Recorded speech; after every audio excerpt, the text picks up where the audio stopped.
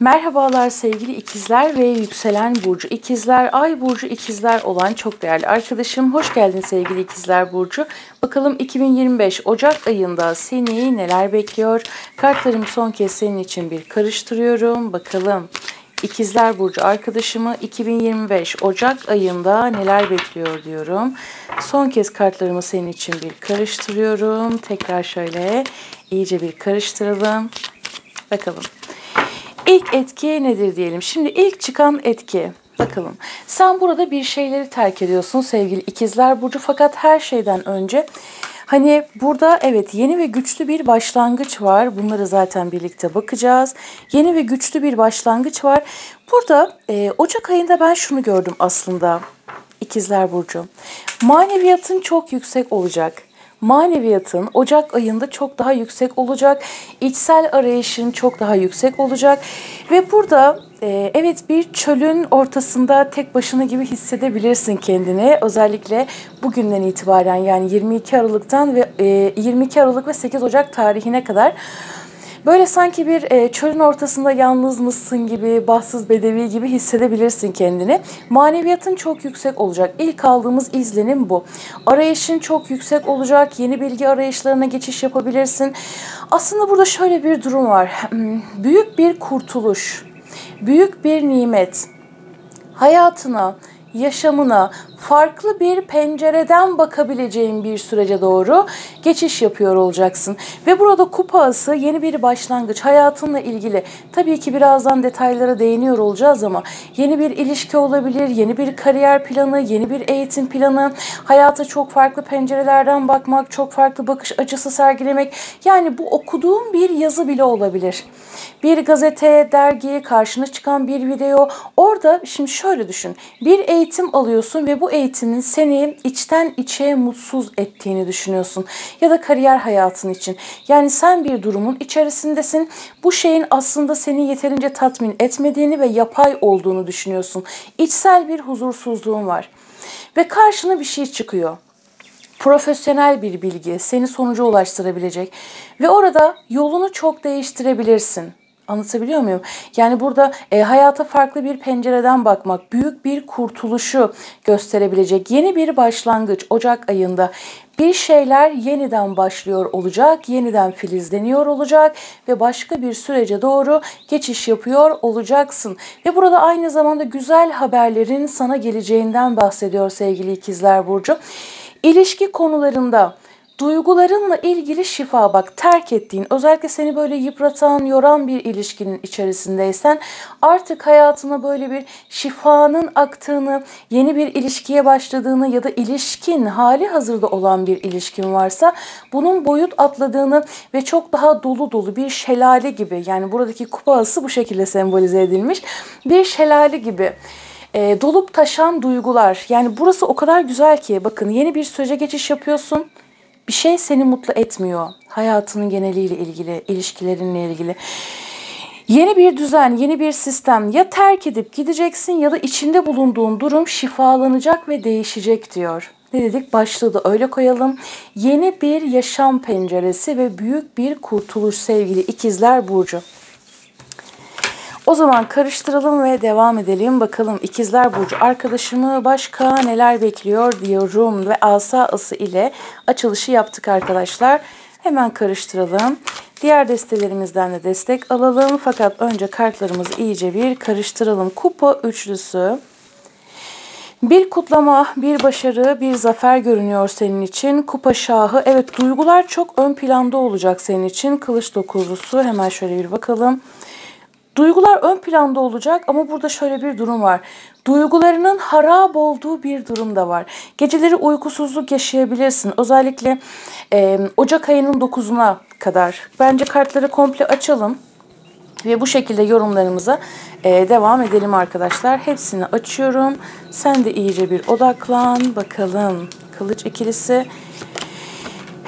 Bir ikilemde kalmak, bir kararsızlık. Evet bakın, hep gitmeyle ilgili. Yani içsel olarak, dışsal olarak, manevi olarak, soyut olarak, somut olarak bir gitme durumu içerisindesin. Hemen şöyle bir bakalım. Burası çok güzel geldi.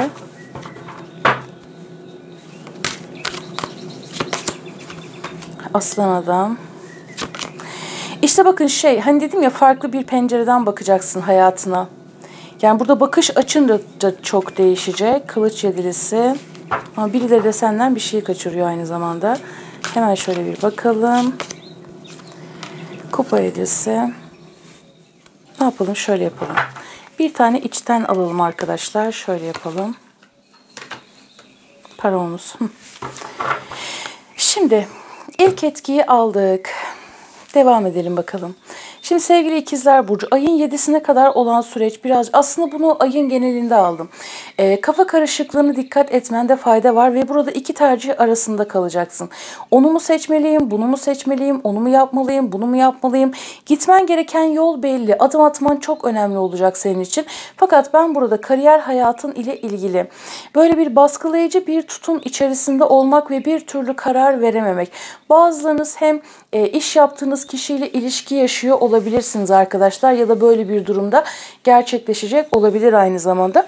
Şimdi burada ilişkilerle ilgili evet, güzel bir sürece doğru geçiş yapacaksın ve hedeflerine ulaşacaksın. Güzel haberler gelecek. Patron figürleri, güçlü kişiler, imparator. Patron figürleri, güçlü kişiler, eril faktörler, bu kişilerden alabileceğin güzel destekler var ve hedeflerini çok daha iyileştirmek adına oldukça güçlü destekler altında olacaksın. Fakat burada yaşayacağın bazı problemler söz konusu. Burada çalıntı, hırsızlık, manipülasyon, yakın çevren. Yani birileri senden daha çok fikir, hava olduğu için fikir, düşünce, sözel olarak da söylediğin şeyler yanlış aksettirilebilir. Bunlara karşı dikkat etmende fayda var. Yakın çevrende yine bazı problemler yaşayabilirsin. Bir takım aldatılma, kandırılma gibi durumlar.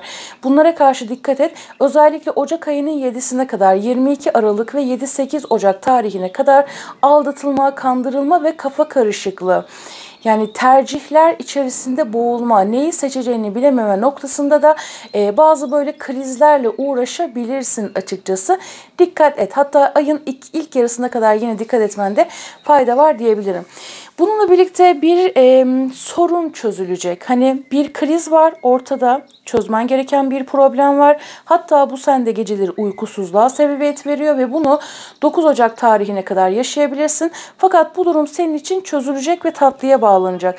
Bazınızın belki aileyle ilgili problemler, para olmusu geldiği için söylüyorum. Miraslık konular, aileyi de ilgilendiren para kaynakları gibi konularda da sıkıntılar yaşayabilirsin sevgili ikizler burcu. Şunu çok merak ettim. Tamam, para kraliçesi, ama burası bir sağlamlaşacak. Evet, burada mücadele verdiğin konular var. Yakın çevre, ailen, işte birlikte iş yaptığın kişiler, aile gibi gördüğün kişiler. Fakat burada eğer mantıklı hareket edersen ve hani ben buradayım, ya para kraliçesinin verdiği etki, ben buradayım, o sağlamlıkla gelen bir etki, kendinden emin olmak, sağlam adımlar atmak, daha çok mantıksal olarak, hani ne duygu fazla ne mantık fazla, dengede kalarak hareket edersen burası senin için şifalanacak. Ve bununla birlikte ticaretle ilgili işler yapan arkadaşlarım, tabii mesleğin ne olursa olsun, burada meslek ayırt etmek istemiyorum ama bunlarla ilgili de güzel girişimlerde bulunabileceğin bir süreç olacak senin için. Yeni bir başlangıç, yeni bir gündem hayatında. Ve böyle koşuşturmaların, telaşelerin çok olabilir. Etkinliklere, davetlere, organizasyonlara katılabilirsin. Yeni arkadaş grupları edinebilirsin. Fakat bunlardan bazıları yanlış olabilir. Çünkü özellikle ayın ilk yarısına kadar duygusal olarak birileri seni manipüle edebilir. Yani başta duygusal, hassas, iyi niyetli, şefkatli, merhametli gördüğün biri ayın ikinci yarısından sonra bambaşka bir yüzünü gösterebilir. Yani burada ciddi bir geçiş var. Duygudan direkt ateşe, yani burada direkt egosal bir durum. Yani bu kişi aslında göründüğü gibi değilmiş diyebilirsin. Bu yüzden hayatına girecek olan kişilere dikkat etmende fayda var. Şimdi bunun dışında para konularında ve kariyer konularında evet kararsız kaldığın konular var ama az önce söylemiştim ya, dengede hareket etmek senin için çok önemli. Para konularıyla ilgili kazancında bir artış, bir yükseliş, eline çok güzel bir paranın, çok güzel bir kazancın geçmesi. Koç, aslan, yay, balık, akrep, arkadaşlar boğa, başak, oğlak, bu kişilerden özellikle yay, boğa, başak, oğlak ve terazi, bu kişilerden alacağın güzel işbirlikleri ve haberler söz konusu ve balık, akrep. Bu kişilerden gelecek olan güzel haberler var senin için. Yani burada çok şanslı bir süreç. Çok şanslı bir süreç. Şuraya bir şey almak istedim ya. Bir şey almak istedim. Yani burada bir yola da çıkıyorsun aynı zamanda kariyerinle ilgili.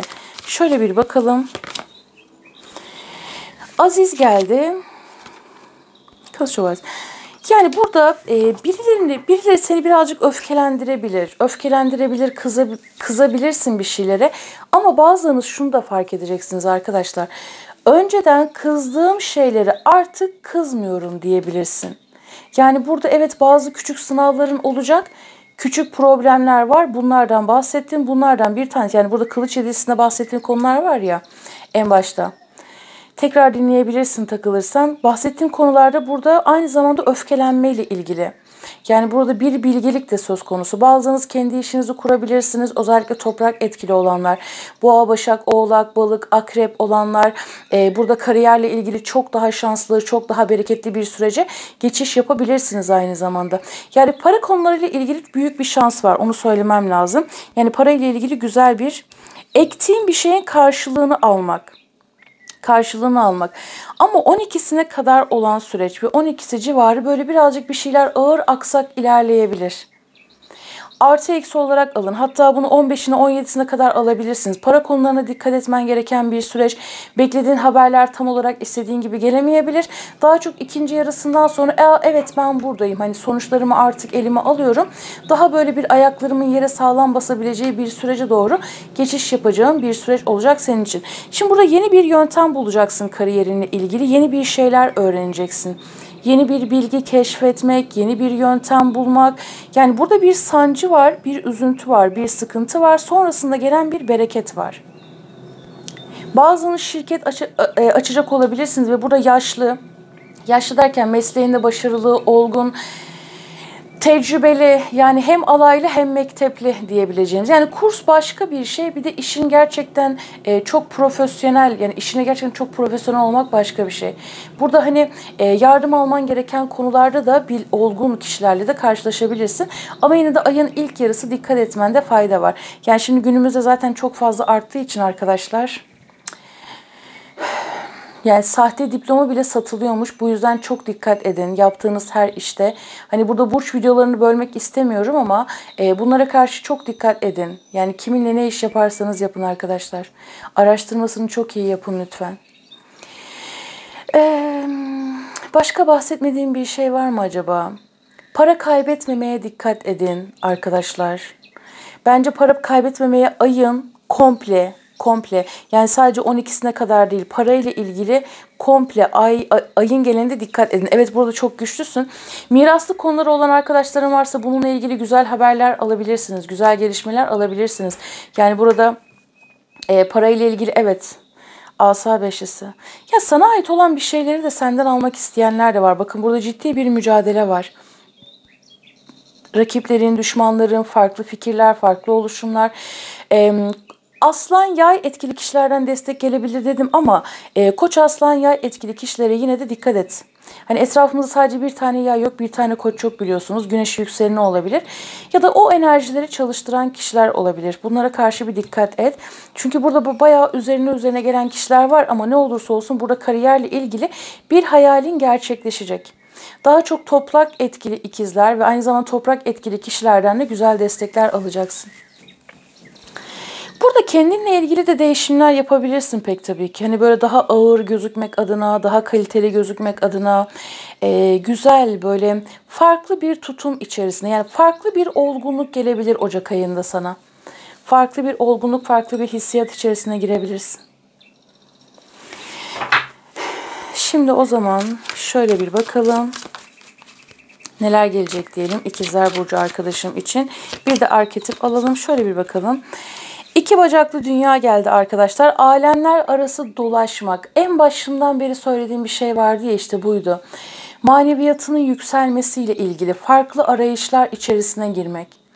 Belki de önceden zıtlaştığın fikirler, düşünceler ya da inanç kalıpları ile ilgili farklı bir yöntemde tespit edebilirsin aynı zamanda. Bakalım hemen şöyle bir karıştıralım. Ağlayan ağaç ve uzlaşma. Aile kökleriyle ilgili. Yani buralara çok değinmek istemiyorum açılımlarda. Çünkü gerçekten bir şeylerin suyu çıktığı için. aile kökleri, bazınız belki evet karma, yani karma evet olabilir ama burada bir şeylerin şifalanmasıyla ilgili de bir durum var. Uzlaşmalar, anlaşmalar, aile birlikleriyle ilgili. Yani burada kök salmak var ama içten içe ağlayan bir şey de söz konusu açıkçası. Peki oralara çok girmeyelim. Neşeli ilham perisi en sevdiğim kart ve 33 kartıyla geldi. Ve kedi sembolü geldi arkadaşlar. Şimdi burada böyle bazılarınız enstrüman çalmaya başlayabilirsiniz. Resim yapmaya başlayabilirsiniz. Hobilerinizi mesleğe dönüştürebilirsiniz. Arkadaşlar ve burada bir ilham gelecek hayatınla ilgili. İlla sanatla ilgilenmene gerek yok ama zaten şöyle bir şey var. Her yorumda söylüyorum. Burç yorumu yapıyorum. Birkaç ay sonra zaten yapmayacağım artık arkadaşlar. Çok böyle ayda bir atacağım, bilginiz olsun. Burada şöyle bir durum var arkadaşlar. Zaten koskoca bir ayda en fazla 4-5 part atıyorum. Yani şimdi böyle bir durum var. Şimdi burada zaten her şey bir sanat diyorum ya. Zaten hayat bir sanat. Hayat bir sanat, her şey bir sanat. Evet tamam, müzik, resim, heykelcilik, her videomda söylüyorum ya, her şey bir sanat. Konuşmak da bir sanattır, iletişim de bir sanattır, olayları yönetebilmek de bir sanattır. Yaşamın kendisi zaten bir sanat. Yani biz sanatın içindeyiz zaten. Yani burada hayatın geneliyle ilgili bir ilham gelecek sana sevgili İkizler Burcu. Peki o zaman şöyle bir bakalım, arketip mesajlara geçelim diyelim. Neler gelecek İkizler Burcu arkadaşım için. Bakalım hemen. Prens geldi arkadaşlar. Şimdi arketipleri ben çok seviyorum. Yani bu şekilde deste şekilde çıkması da çok tatlı olmuş ayrıca. Şimdi burada prens, olumlu nitelik. Bakalım nedir? Olumlu nitelik nedir? Romantik, cazibe ve güçlü bir potansiyel. Acaba birilerine bir şey mi itiraf edeceksin ya da iltifat edeceksin? Aynı zamanda birileri de sana iltifat edebilir ki bu şudur da arkadaşlar. İkizler Burcu böyle bir jest yapma ya da kibar olma, naif olma, birilerini etkileme tarafların yüksek olabilir Ocak ayında. Peki bunun gölge tarafı nedir diyelim? Kendini yüceltmek için güç kullanmak. Kendini yüceltmek için güç kullanmak arkadaşlar. Bunun gölge tarafı. Yani aslında şunu söylüyor. Buradaki imparatorun gölge tarafı değil de daha çok hassas ve naif tarafını kullan dedi. Bununla ilgili bir mesaj verdi diyelim tüm ilişkilerinde. Hemen diğer iki adet geldi. Bunu alalım arkadaşlar. Ne gelecek diyelim bakalım İkizler Burcu arkadaşım için. Şimdi